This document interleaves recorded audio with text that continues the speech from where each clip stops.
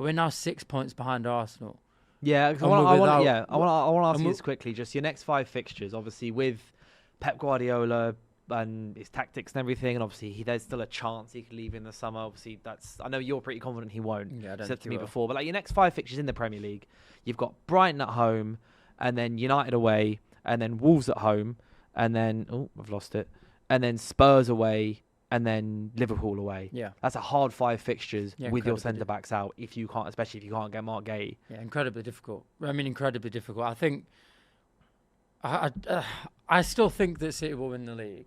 I don't know. That's why. one thing I was going to ask you because, I know you've been saying this since basically September. I still think we'll win the league, and there's not really any reason for it, to be honest. Like, yeah, we get paid for our footballing opinion. There is no opinion that I can give you that makes me think that City will win the league, other than I just have a feeling that we still will. You just trust your team. I just trust the team. I think football changes so quickly as well. Like, we go to Brighton before Arsenal host Liverpool. Yeah. We host Brighton, sorry. We beat Brighton. We're only 3 points behind. And then Arsenal are taking on Liverpool. Yes, Liverpool haven't been on good form, but anything can happen in that game. And you start to slowly claw these points back.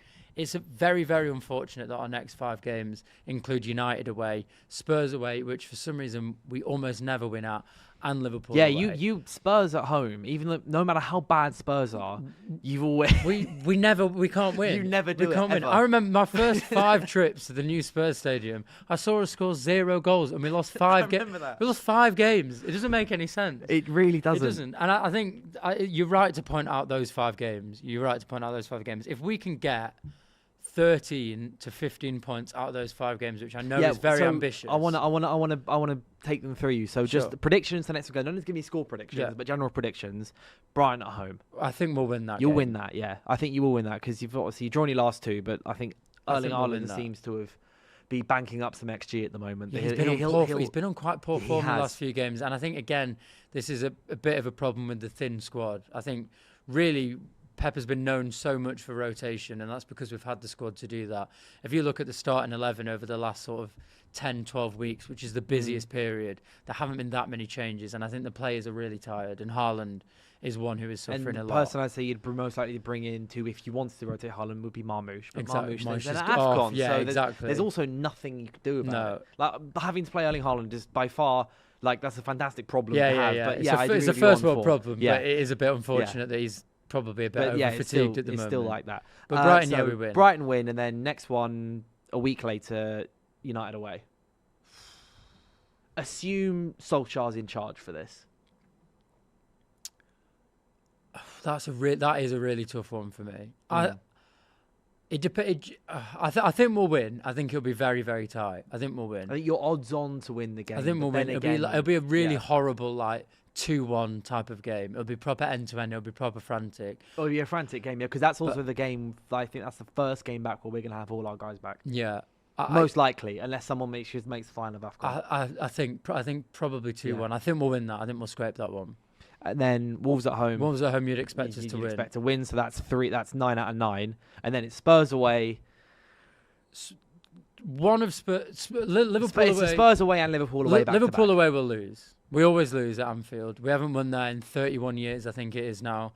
No matter what happens, no matter what form they're on, we never win at Anfield, and I think we will lose at Anfield. Yeah. The Spurs game is an interesting one because Spurs are always really good against us, whether they're home or away. Actually, they're always really good against us. They're our bogey team, but they have been very, very poor at home this year. So if you're going to lose against Liverpool, are you going to finally beat Spurs at home? I think we could beat Spurs. Which would be away, 12. Which I think would be 12. 12 out of 15. I think we can get 12. If you can grab 12 from that, that's a very applaudable, I think. I think so. Yeah. I think if we can grab 12 from that, I do think that we are. I would be very confident of us winning the league. Yeah. I think, and I think that's how tight it is. I think any less than that, I think at some point I'm going to have to concede because Arsenal just don't concede points. At some point I'm going to have to sit here and say Arsenal will win the league. And I think probably after those 5 games, if we get any less by the end of, I think by mid-February, by Valentine's Day, I think we'll have a better gauge of what's going on. 100%. If it's still 6 points by then, you can't say anything. You can't say anything because Arsenal can always have their, it gets to April and they'll just draw and lose 2. I think if at any point before we play them it gets to 10 points, I think I will happily concede that Arsenal will win the league. Yeah. But I mean, we'll just come to find out. But I do want to move back to the United chat, by the way, for a sec, because what's happening.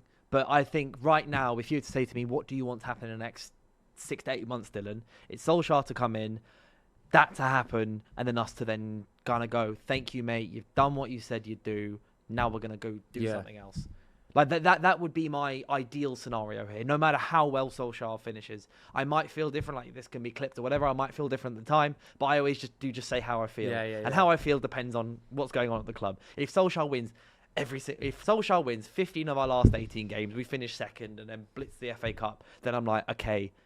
Clearly, the guy might, you know that meme of the cat doing that with the Ferrari. He might know something. Like maybe he does.